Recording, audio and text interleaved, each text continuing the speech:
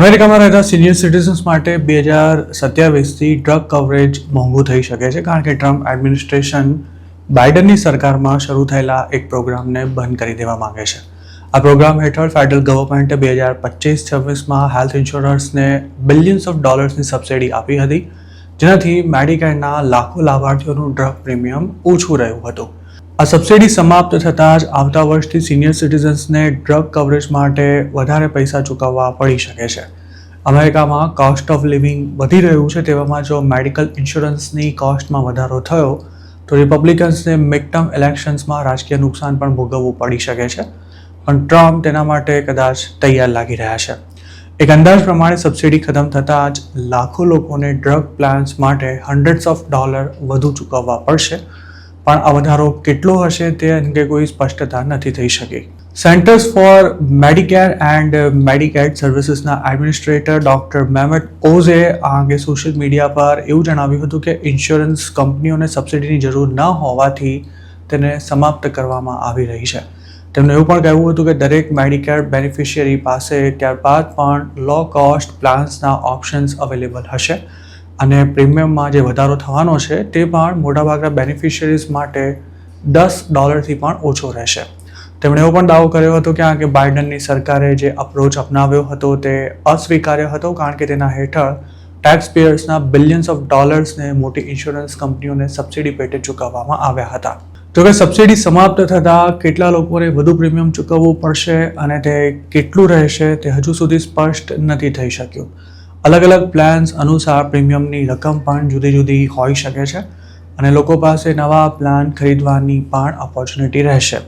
Centres for Medicare and Medicaid Services 2027માં અમલમાં આવનારા પ્લાન્સની વિગતો સપ્ટેમ્બર 2026માં જાહેર કરી શકે છે અને ત્યારબાદ જ ક્લિયર થશે કે કયા પ્લાનનું પ્રીમિયમ કેટલું વધ્યું, અને આ સ્પષ્ટતા બાદ બેનિફિશિયરીઝ નવો પ્લાન લેવો કે નહીં તેની પોતાની રીતે ગણતરી કરી શકશે.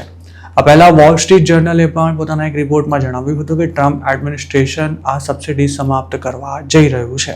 હાલની મેડિકલ સિસ્ટમ અનુસાર પાર્ટ ડી ડ્રગ કવરેજ ધરાવતા અમેરિકન્સની સંખ્યા 25 મિલિયન જેટલી થાય છે અને તેનું મહિનાનું એવરેજ પ્રીમિયમ $36 જેટલું છે, જ્યારે 31 મિલિયન જેટલા બેનિફિશિયરીઝે પ્રાઇવેટ વીમા કંપનીઓ દ્વારા ઓફર કરાતા મેડિકેર એડવાન્ટેજ પ્લાન્સ લીધા છે, જેમાં હોસ્પિટલ ટ્રીટમેન્ટ તેમજ દવા સહિતના ખર્ચા એક જ પ્લાનમાં કવર થઈ જાય છે. આમ તો 2025થી મેડિકેર ડ્રગ પ્રીમિયમ વધવાના હતા, પણ આમ ન થાય તે માટે બાઇડન સરકારે 2024માં ઇલેક્શન પહેલાં જ સબસિડી પ્રોગ્રામ લોન્ચ કર્યો હતો, જે 2026માં સમાપ્ત થઈ રહ્યો છે. 2022માં બાઇડન એડમિનિસ્ટ્રેશને ઇન્ફ્લેશન રિડક્શન એક્ટ નામનો કાયદો બનાવ્યો હતો, જેમાં મેડિકેર માટે મહત્વના ફેરફાર કરાયા હતા.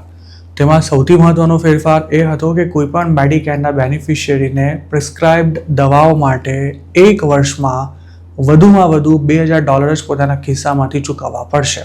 જોકે તેના કારણે દવાઓનો વધારાનો ખર્ચો ઇન્સ્યોરન્સ કંપનીઓ પર આવી ગયો હતો અને તેમણે એવું જણાવ્યું હતું કે જો સરકાર સબસિડી નહીં આપે તો તેઓ મેડિકેર પાર્ટ ડીના માસિક પ્રીમિયમમાં વધારો કરશે. તો બીજી તરફ રિપબ્લિકન્સે તે વખતે આ કાયદાને રાજકીય ચાલ ગણાવવાની સાથે આ લાંબા ગાળાનું સોલ્યુશન નથી તેવી દલીલ કરતા તેનો વિરોધ કર્યો હતો અને હવે ટ્રમ્પ સરકાર સબસિડી ખતમ કરી રહી છે, પણ દવાઓ માટે નક્કી કરાયેલી આઉટ ઓફ પોકેટ કેપ યથાવત રહેવાની છે અને આ કેપ 2026માં $2,100 છે, ત્યારે 2027માં તે વધીને $2,400 થશે.